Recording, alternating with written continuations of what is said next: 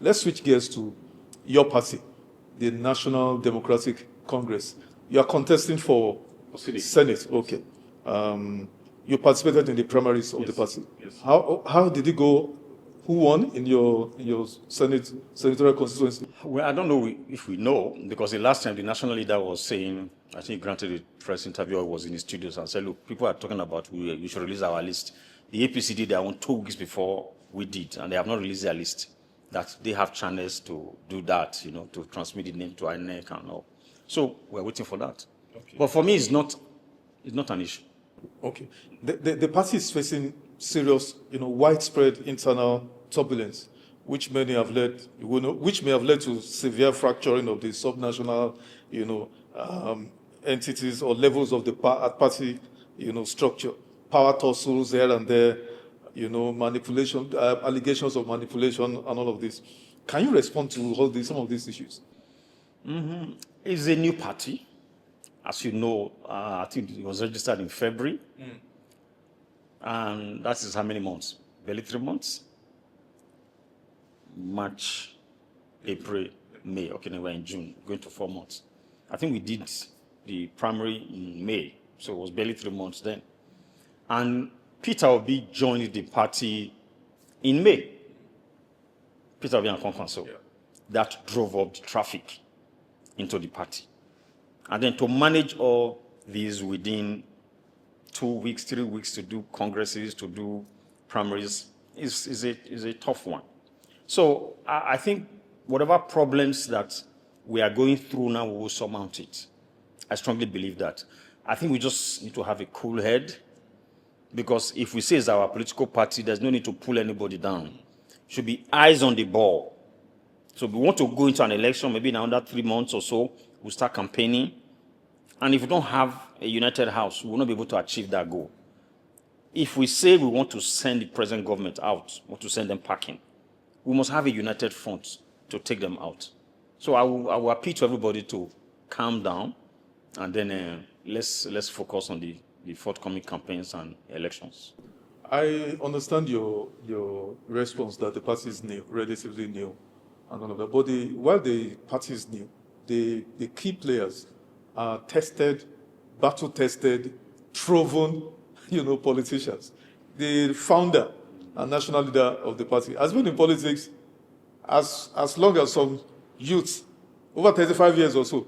He's been national legal advisor of Alliance for Democracy. He's been a House of Reps member. He's been a senator. He's been 2-term governor. So he's a proven and tested politician. He's not new. National chairman, the same. Anyway, here's the question. The founder, Seriake Dixon, has been accused variously of being dictatorial, not allowing the party machinery, the NWC, to function independently.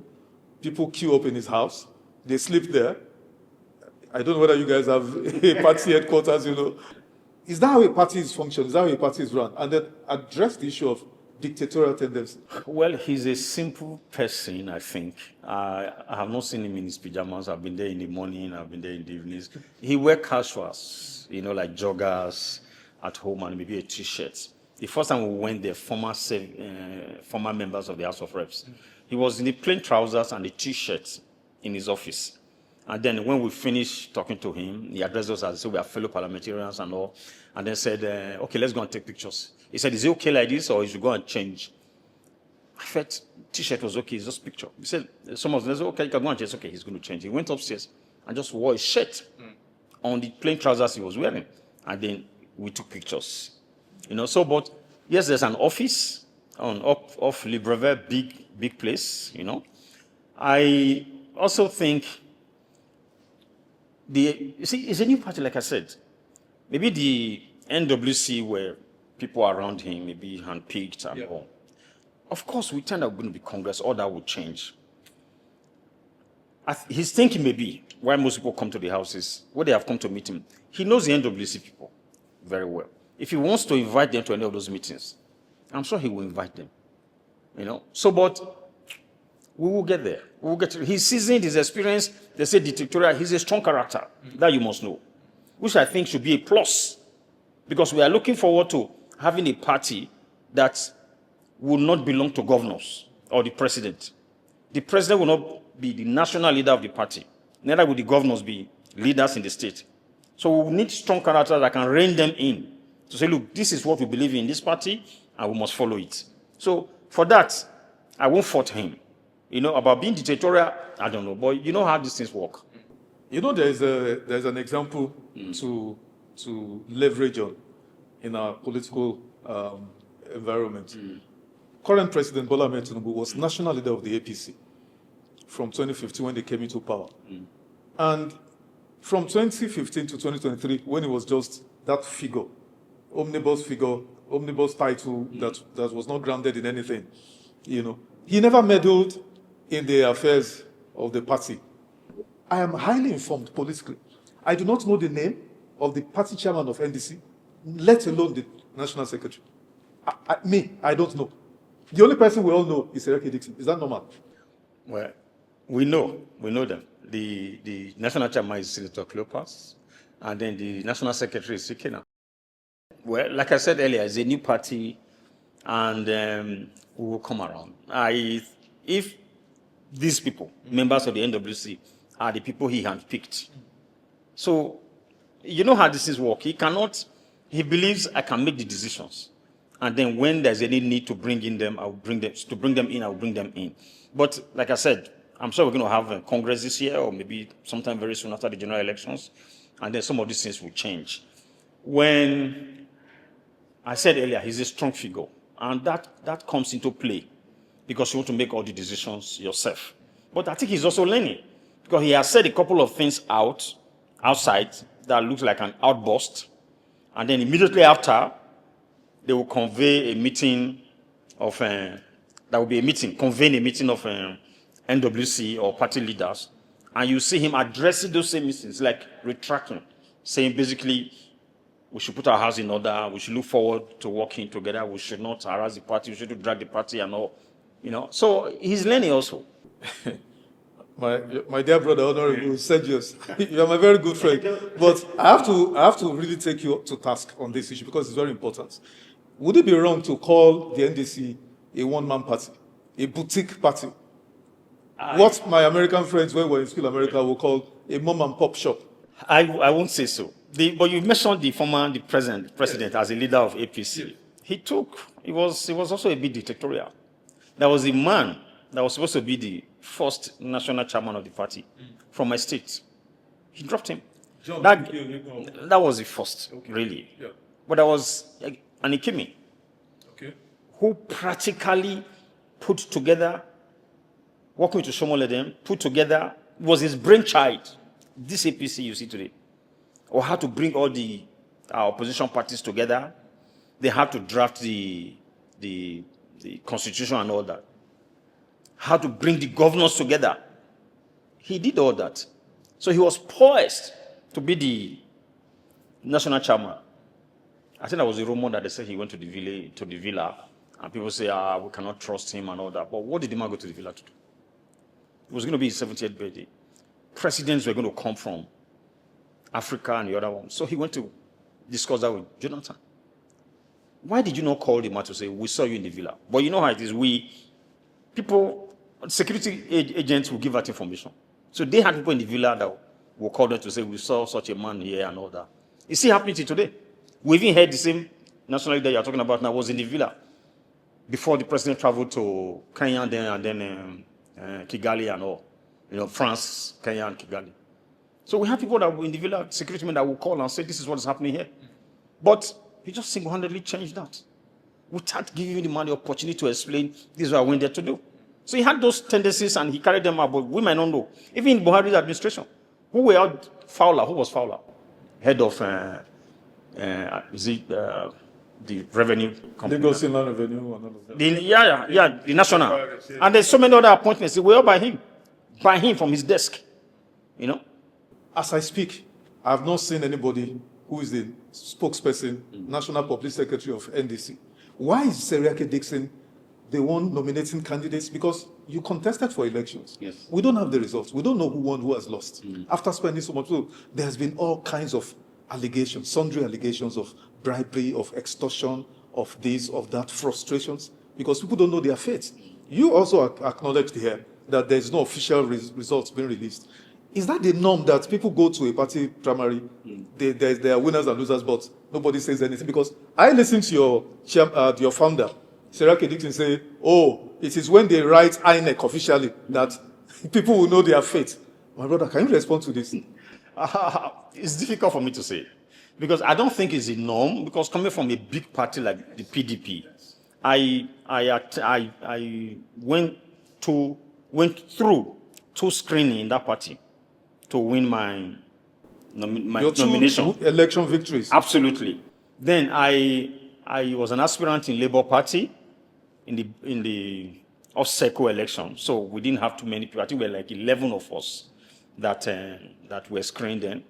It was very easy. Went through, met everybody, asked questions, and then you go. Then for NDC, there was a by-election last year, senatorial election, to replace my governor for my senatorial. I was also involved in that. NDC too, I also met a panel, ask questions and all that. But why the challenge with NDC is the influx, the traffic. Yes. Many people moved in, and you know why they moved in there. And they didn't have the personnel to manage this. Screening that was supposed to be about like 3 days or so took how many days? So those are the challenges of manpower and then the experience. So I will cut them some slack because I believe they are struggling. And I also think maybe that's why the national leader is taking all this upon himself. If I were in his shoes, maybe I would get some of the NWC people involved. Yeah, but it depends on, I don't know whether he doesn't trust their judgment or he's a kind of person that wants results and that I want to be in the forefront of achieving this way. I don't want mistakes. And when you do that, really, you wear yourself out. So those are the initial problems. But I think he will come around, we'll get over this. You keep saying that. Another issue that has arisen in the past couple of weeks to the glare of Nigerians is that there's a brewing tension, seeming tension, I might add, between founder Sergius Ogun. In fact, that name founder is very alien.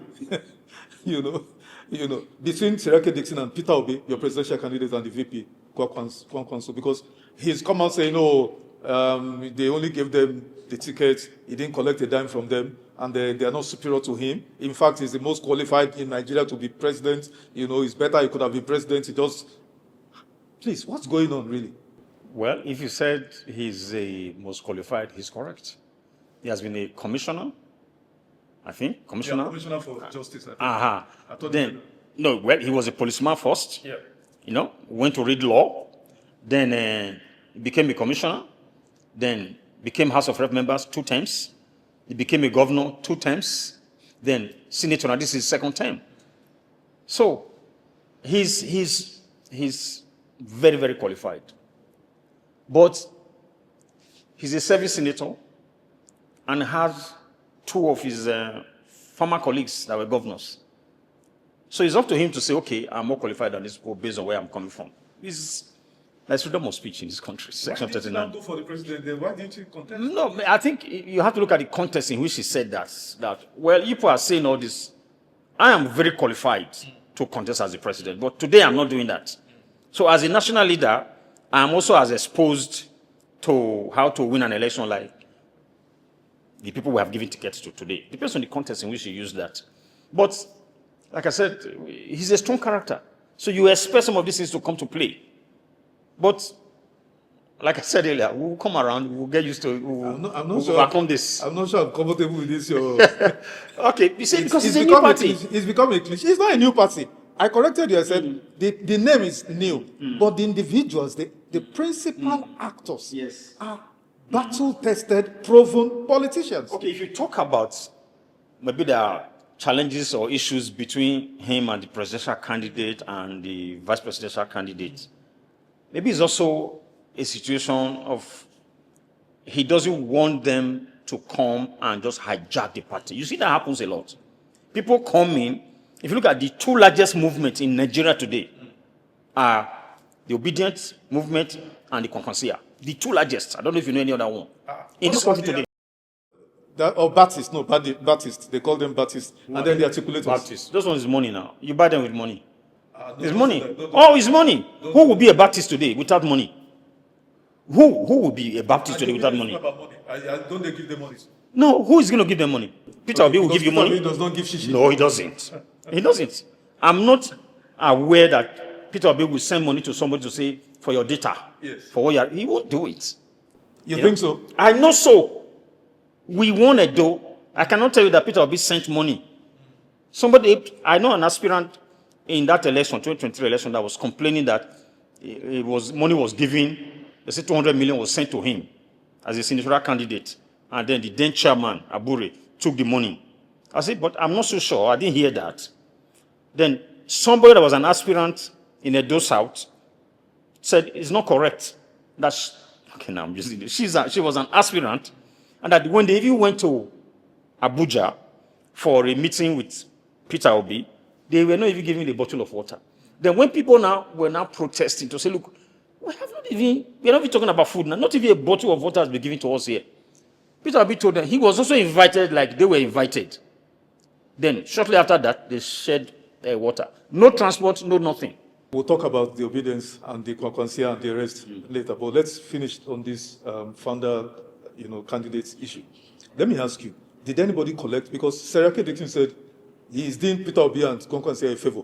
It's not the other way around. They are not due because it's like the obedience and Peter Obi and the rest concurrency, they are carrying on like they are doing the NDC a favor. In fact, I hear some of the NDC people saying they were the ones that made NDC popular. They brought NDC to prominence. And don't forget, that was the same argument. They had this problem in ADC. So, Sergius Ogun said, no, I didn't collect any money from, not a dime. I said it over and over again. Let me ask you, is that correct? That Peter Obi did not drop any money? But, importantly, did you pay money to anybody? Either expression of course, you paid expression of, but did you give any other money? No. We were told to pay some money as development levy. I think I heard for... Is that normal? Why, again, it's a new party. Because you have the party in government now that are not doing anything from day one. They were starting up money for the next election. How do you face them? Those were the issues they had in Labour Party. There was no money, that even some of the agents were not paid. Individuals like us volunteered and paid agents. I don't think they want a repeat of that. They want to have the money for agents and basically for everything they need to do. And how will you raise that money? It has to be from the party members. If you ask an ordinary member today who is struggling to join the party, who is struggling to survive this Tinubu economy, to pay 1,000 naira each, they might not be able to afford it. So I think I heard for House of Assembly was 5 million development levy. Nobody was forced. The House of Reps, House of Assembly 5 million, House of Reps 10 million, and the Senate 20 million. I paid 20 million. I wasn't forced. My brother, I didn't know you have such money too. I wasn't forced to do that. Are you saying you are not forced because you want to please, you don't want them to take your victory away from They you? also told me, because somebody had told me that went through the screening that he paid this amount of money. I actually heard my opponent paid 5 million. But, Honorable, if anybody pays 5 million for House of Assembly, 10 million, and then 20 million for Senate, I don't know how much governor, maybe 50 million, and then eventually you are denied the ticket, will that person not feel aggrieved? And rightfully so. Yes. After the screening, I think they finished the screening on Sunday or even Monday, then there was a dinner party by the party. It was really considered they attend. The national chairman, the national leader was there, national chairman was there, Peter Obi was there. I think they say Conconso was handling issues in Kano, he could not attend, but some of his people were there, where they appealed to everybody to say, look, this process might not be perfect because we had planned to even to go digital, you vote with your phone and all that. But because of the Electoral Act and the timeline we have to work with, that's why we went through all this. But don't be disappointed if eventually you don't scale through this or you don't get the tickets. Yeah. That they're going to create a data bank of everybody that was involved in that process, that collected expression of interest form, and they will be members of the presidential campaign team, that nobody will be left out. That, of course, when we win, there will be opportunity for people to serve in the government. Because they already knew your contributions. And how long, some people that don't live in Abuja, they came here and spent almost a week. That was a huge drain on their resources. So they appealed to everybody to say, please don't take this like that. Don't be offended if you don't get nominated. But that we know who you are, we know where you are, you will get involved in electing the next president. This question would have been to Seriake Dixon if I was sitting with him. Why do you want to contest for presidents and even field governors, when you are a 3-month-old or 4-month-old party, when you'll have just tested yourself, maybe at chairman level or just at the state level with a few states that you can control? Because this issue of collecting money in the name of development levy, when it's not a primary school or secondary school, that's why I used to pay for my daughter in some of the new schools she attended. It's going to create, how do you respond to it? Just, take a few, must you field the presidential candidate? Well, I don't think they had a presidential candidate before Peter Obi and Kwankwaso came. So maybe it was not his intention then to go this big. Yeah. But that is why I will struggle with that assertion that nobody is doing NDC a favor. Yes, you can say that, because if they came to use your platform, you have done them a favor by giving them the platform. But with that came with the problem of the huge traffic, everybody coming to the party and all that. So that is what they are trying to manage now. So maybe it wasn't his intention to feed people at that level. But now you have ready-made politicians, people that can win election any day. Like people will tell you, if you combine the Kwankwaso votes in Kano and that of Peter Obi, and even the ones that were not added to Peter Obi would have been president today. If in 2022, Kwankwaso was the running mate to Peter Obi. That if you add all that votes together, he would have been the sitting president today. So if such people come with that huge followership, in how many weeks? Their server crashed severally. In short, a colleague of mine told me the server they were using later, he gave to them. Because they could not, talking about the registration to the party, they couldn't manage it. Let me ask you about the obedience and the Kwankwansia movement. Fanatical base of followership, cult-like followership, worshipping at the feet of individuals. Kwankwaso, the Kwankwansia, Peter Obi, the obedience. And these, groups, fanatical devotees, like I said, are not willing to be loyal or submit themselves or subsume themselves into the NDC architecture. Pretty much the Labour Party, pretty much the NDC before they became NDC. Isn't that a problem? It depends on how you see it. It might be because of their attachment. Because you look at the young people, they want a change. They want good governance. We should appreciate them for that. If anything, people criticize them for the way they respond to things and all. If young people are saying, we believe this is how the country should go, we like what we are hearing from this man. It's not just what we are hearing. He has antecedent to what he did before. So we believe this is the man that can lead us into our destiny in this country. They are not wrong. So it's that passion that they are showing.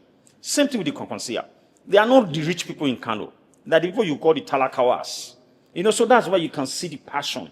But the NDC, when you say the NDC, I think they're also struggling or trying to keep their own image. Look, this is NDC. This is not Kwankwansia. This is not obedience.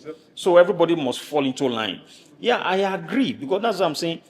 It might be a good thing, because people come in like that and hijack the process and throw away the leader of the party. And that's why he's coming out to say, no, this is NDC. You came to meet me here. He might just be speaking the thoughts of the members. If they were 10, if they were 20, they were 50. That, look, watch it. Otherwise, this people will come and take this party and throw us out. So that's what he's voicing. But I think we will manage this over time. Kwankwansia people, yes, maybe they are very submissive to Kwankwaso, but the obedience are not to Peter Obi. Because we begged most of them, just go register into NDC then. Even to Labour Party, most of them did not agree. Because we say there's going to be a primary election. We need your votes. Most of them don't want to listen. Now, till we are sure that they will give Peter Obi a ticket, how will he get a ticket if we are going to be a free and fair primary election? So they didn't listen. Most of them will tell you, I've seen one of them wrote something once, I think that was even in 2023, before the elections. Peter Obi was saying they should calm down. They say, one of them said, look, just leave us alone. You're not buying me my data. We just want you to dress up for the office. We will elect you and you go and resume and then do the right thing for this country. That's how passionate they are about the future of this country. So that's why most times I don't blame them. I've heard the national leaders say they should rein in their followers. It's not so easy for Peter Obi. But I'm happy. I saw Aisha Yusuf, I think in the video yesterday or the first day, saying, yes, we have a party, campaigns will soon start. Let's forget everything that happened in the past and all that. Aisha, it's not easy to talk to Aisha like that. Because these are people that, they have their beliefs. You know, the people in government are not the right people. We must take them out. And so for her to submit and say, we must work together, is a good thing.